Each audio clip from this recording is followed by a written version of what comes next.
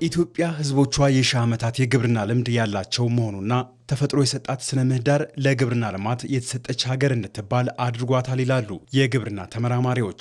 የግብርናን አብዮት ቀድሞ ከጀመሩ ሀገራት የምትጠቀስ ሲሆን ጥልቅ የሆነ የሰብልና የእንስሳት ዝርያ ባለቤትም ነች። ጥቅል የግብርና አቅሟ በቀላሉ ትርፍ አምራች የሚያደርጋት መሆኑን የኢትዮጵያ ግብርና ምርምር ኢንስቲትዩት ዋና ዳይሬክተር ፕሮፌሰር ንጉሴ ደቻሳ ይገልጻሉ። የተለያዩ ለምሳሌ ኑግ፣ ሰሊጥ የመሳሰሉት ብዙ ሰብሎች ከኢትዮጵያ ነው የተገኙት። ቫቪሎም የሚባል የጥንት የራሻ ሳይንቲስት አግኝቶ ኢትዮጵያ አንዷ የሰብል ዘር መገኛ ምንጭ ነች ብሎ ጽፏል። እና ይሄ ሁሉ ሀብት ነው። የውሃ ሀብታችን በጣም ትልቅ ነው። አርሶ አደሮች ከአመት አመት ማምረት ይችላሉ። ይሄ እንግዲህ ምንድነው የተወሰነ ኢንቨስትመንት ይፈልጋል፣ የተወሰነ ትምህርት ይፈልጋል። የግብርና ሀገር ሆኖ መራብ፣ የውሃ ሀገር ሆኖ መጠማት ያለፉት ዓመታት የኢትዮጵያ መገለጫ ሆኖ በምግብ ራስን ለመቻል እየታገለች ትገኛለች።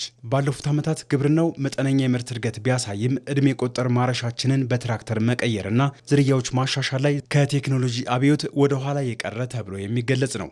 የመደመር መንግስት ፍልስፍና ለማፈር አቅፎ ይዞ መራብ ይበቃል፣ ግብርናው ከራሱ ተሻግሮ ለኢንዱስትሪው ኃይል መሆን አለበት ይላል። ግብርናን እንደ አንድ መነሻ ሴክተር የወሰድነው አቅሙን ገና አሟጠን አልተጠቀምንበትም። በርትተን ብንሰራ ተረጂነት፣ ታሪክ፣ አምራችነት የኛ የነገ መገለጫ መሆን ይችላል። ለገበያ የምናውለውን ያክል እናምርት። ያ እንድናደርግ ምርጥ ዘር እንጠቀም፣ ማዳበሪያ እንጠቀም፣ ኤክስቴንሽን ሙያተኛ እንጠቀም፣ ኩታ ገጠም እናድርግ፣ ማሽን እንጠቀም። ኢትዮጵያ የግብርና ቴክኖሎጂ ላይ ብርቱ ስራ እንደሚጠብቃት የተገለጸ ሲሆን ከግብርናው እመርታዊ ውጤት ስትሻ እንዲሁ እጇን አጣጥፋ አልተቀመጠችም። በግብርናው ለመፍጠንና ለመዝለል ባለፉት ዓመታት ሪፎርሞች ጦም ያድሩ የነበሩ መሬቶችን በማረስ የመስኖ መሰረተ ልማት ማስፋፋት፣ አርሶ አደሩ ትራክተርና ኮምባይነር የመሳሰሉ የግብርና ማሽነሪዎችን ከቀረጥ ነፃ እንዲገዛ መደረጉ በጉልህ የሚነሳ ነው። በዝርያ ቴክኖሎጂም ጨዋታ ቀያሪ የሆኑ ቴክኖሎጂዎች በምርምር ላይ መሆናቸውን ፕሮፌሰር ንጉሴ ደቻሳ ጤፍን እንዳብነት ይጠቅሳሉ። የተለመደው ቴክኖሎጂ ሳይሆን ጌም ቼንጂንግ ወይም ደግሞ ጨዋታ ቀያሪ መሆን አለበት። ጤፍ ማዳበሪያ በምታደርግበት ጊዜ በጣም ተመችቶት ያድጋል። ከዛ በኋላ ትንሽ ሲቆይ ሲያፈራ ይወድቃል። ሲወድቅ ይበሰብሳል። ምክንያቱም ግንዷ በጣም ቀጭን ነች። ስለዚህ እንዴት ነው ቀጥ አድርገን የምናቆመው ብለው ብዙ ምርምር ተሞከረ። ይሄ ምርምር ሞከርን፣ እዚህ አልተቻለም።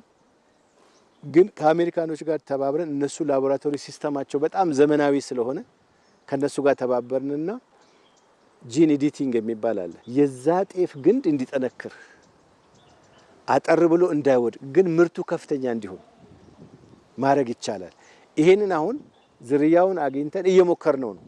እውነት እንደተባለው ብዙ ማዳበሪያ ብዙ ናይትሮጅን ሰተነው ሳይወድቅ ይቀራል፣ ግንዱ ውስጥ ጠንካራ ነው ብለን እየሞከርን ነው። ዘንድሮ የመጀመሪያ ሙከራ ሰርተናል።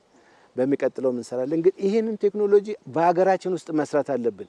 ሌሎች ላይ መመርኮዝ የለብንም። ይሄን ደግሞ እንዳንመረኮዝ አገራችን ውስጥም ላቦራቶሪ ላይ ኢንቨስት ማድረግ አለብን። በአርሶና አርብቶ አደሩ ትርፍ አምራችነት ከተለመደና ግብርና ኢንዱስትሪውን ከደገፈ የዜጎች ኑሮ መሻሻልና ብልጽግና ሩቅ እንደማይሆንም ያነሳሉ። አሁን አርሶ አደር ብዙ ምርት ካገኘ ምርቱ ወደ ገበያ ይመጣል።